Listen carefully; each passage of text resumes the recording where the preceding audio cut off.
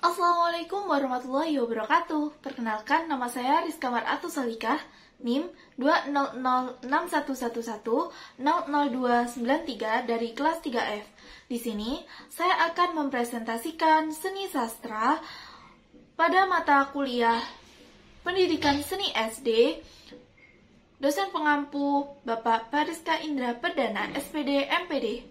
Di sini saya akan mempresentasikan 20 istilah seni sastra. Pertama, ada seni sastra sendiri artinya adalah suatu tulisan atau juga cerita yang berasal dari ungkapan perasaan manusia yang memiliki nilai keindahan. Yang kedua, ada ab-ovo. Ab-ovo sendiri artinya digunakan untuk menggambarkan alur yang dimulai dari awal rangkaian cerita. Yang ketiga, yaitu terdapat abayan. Abayan ini adalah penghilangan atau pengubahan bagian naskah yang dianggap tidak berarti dan tidak dipahami oleh penyalin. Selanjutnya, yang nomor 4 adalah absurd. Absurd sendiri adalah tidak masuk akal, mustahil, menyimpang dari kebenaran atau logika umum. Yang kelima, ada anonim. Anonim sendiri artinya nama pengarang.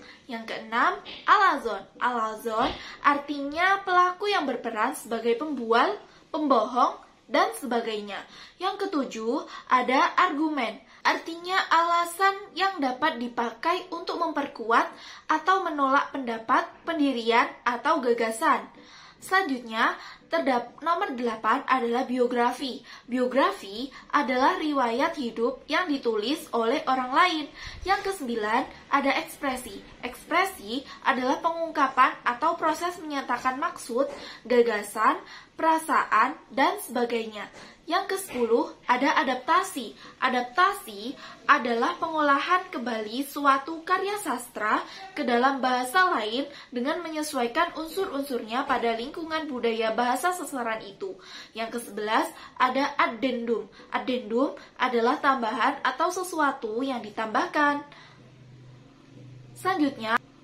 Selanjutnya, yang nomor 12 ada adegan. Adegan sendiri adalah tempat terjadinya suatu peristiwa.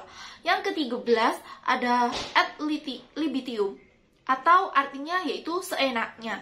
Adalah drama yang merujuk kepada gerak atau ucapan yang dilakukan secara spontan oleh pemeran. Yang ke-14 ada afektasi. Nah, afektasi sendiri adalah tingkah laku atau tindak yang dibuat-buat untuk menimbulkan kesan tertentu orang lain yang dilakukan tokoh cerita, rekaan, atau drama. Selanjutnya, yang ke-15 ada aferesis. Aferesis sendiri artinya pemenggalan huruf awal atau suku awal kata. Misalnya, Tirta Marta untuk Tirta Amarta. Kan untuk akan, seperti itu.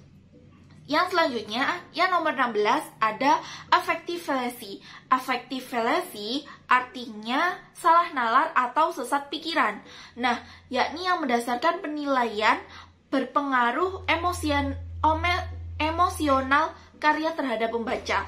Yang ke-17 ada aforisme. Aforisme adalah pernyataan yang padat dan ringkas tentang suatu hidup atau tentang suatu kebenaran umum. Yang ke-18 terdapat agen pemain. Agen pemain artinya orang yang bertugas mencari pemain untuk prosedur drama. Nah, yang ke-19 ada ajukan. Ajukan sendiri artinya usaha perbaikan naskah didasarkan atas dugaan yang berlandaskan hasil penelitian ilmiah. Yang ke-20 ada aksen. Aksen sendiri adalah ucapan dialek atau logat bahasa tertentu yang digunakan pelaku dalam cerita untuk menyatakan kedaerahannya.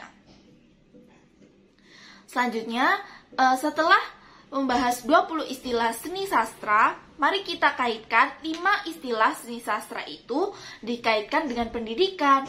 Nah, apa saja sih? Yang pertama, terdapat prosa.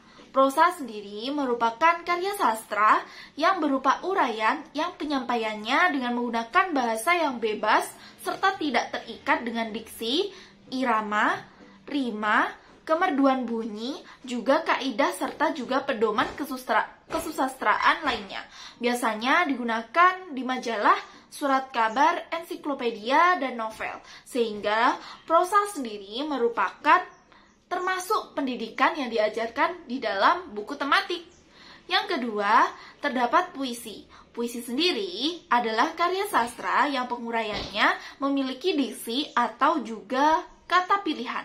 Puisi ini dikaitkan dengan pendidikan karena terdapat pesan moral atau karakter yang terkandung di dalamnya sehingga dapat digunakan untuk pembelajaran.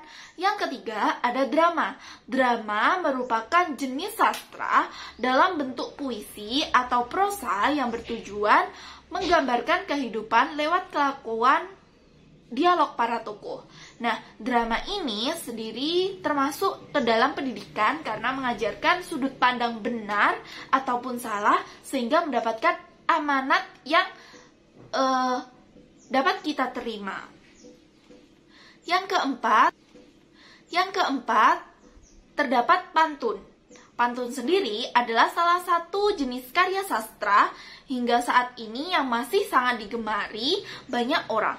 Penyampaian yang asik dan unik sehingga karya seni ini masih dikaitkan dengan pendidikan karena mengandung kemampuan menjaga alur berpikir, dan pantun juga berguna sebagai alat pemelihara bahasa.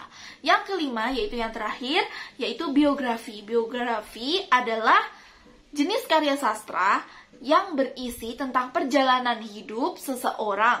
Biografi ini terkandung dalam pendidikan karena kisah hidup seseorang yang terkenal atau memiliki pengaruh besar dapat mengajarkan perjalanan hidupnya sehingga menjadi kisah yang menginspirasi banyak orang.